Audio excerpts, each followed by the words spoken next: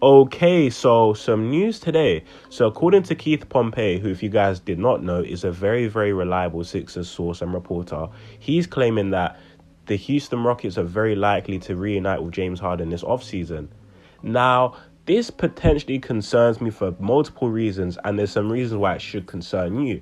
But before I get into it, please like the video, share the content if you like my content, subscribe, and without further ado, let's jump right into it. So disclaimer, James Harden is still an all-star level guy. You could argue that, but I still think he's all-star level. He will still get you 20 and 10 with ease. So where are the issues are lying here? Because James Harden's going to be a welcomed addition and he's still going to help guys like Green. Well, not still going to. He's definitely going to help guys like Green, Jabari to elevate their game and make their looks easier. But my issue is that reports are saying that he's seeking a 4-year deal. James Harden opted out of his player option, which was $35.64 million, which means that if he's reuniting with the Houston Rockets, what does the contract look like? Because the point about James Harden is we know he's done so much for the Houston Rockets as a franchise, and he's still a very good player right now and will probably be one of their best players, arguably the best. But the issue is like anyone with eyes sees this isn't the James Harden of old. Are you really going to give him a 4-year near max contract? Do you want James Harden to be 37 years old earning $40 million plus?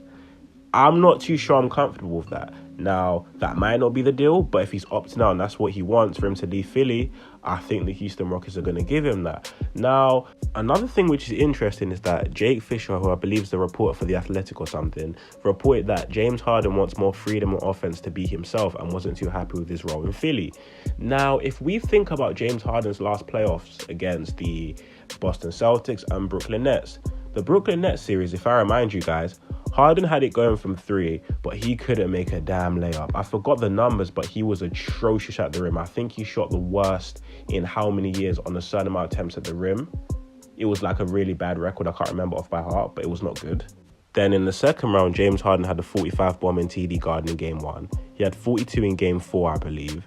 But then are we going to talk about game 2? Are we going to talk about game 3, game 5, game 7, game 6?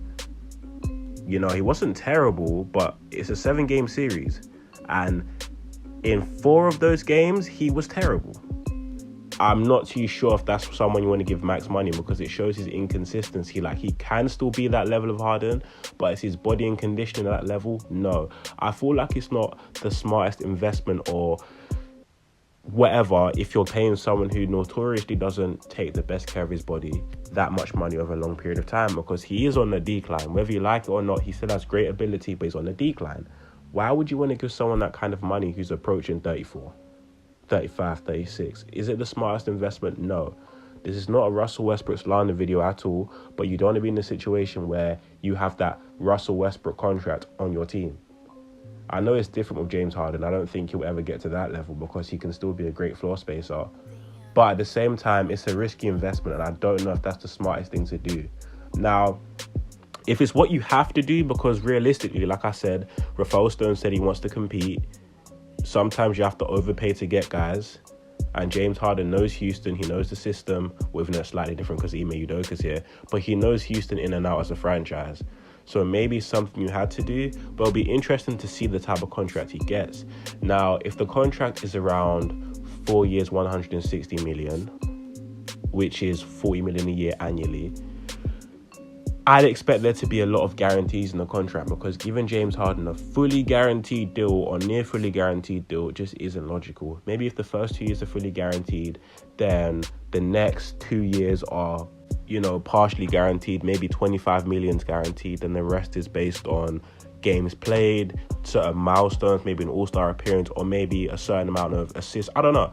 But you don't want to be in a situation where you are overpaying guys to the point where it might be okay now, but it'll be to the detriment of your franchise 2-3 years down the line. Because with the new CBA coming intact as well, you've got to be careful with the type of contracts you negotiate, because it really could shoot you in the foot 2-3 years down the line. You get what I'm trying to say. So overall, interesting news today. I don't necessarily mean it 100% means that James Harden's coming back to Houston, but I think the likelihood is getting stronger, and I believe that it's a real possibility.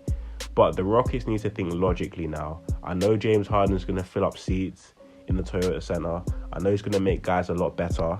I know he's going to just probably elevate his game further for the next 1 or 2 years, but it's giving him a fully guaranteed deal for the next 4 years. That logical?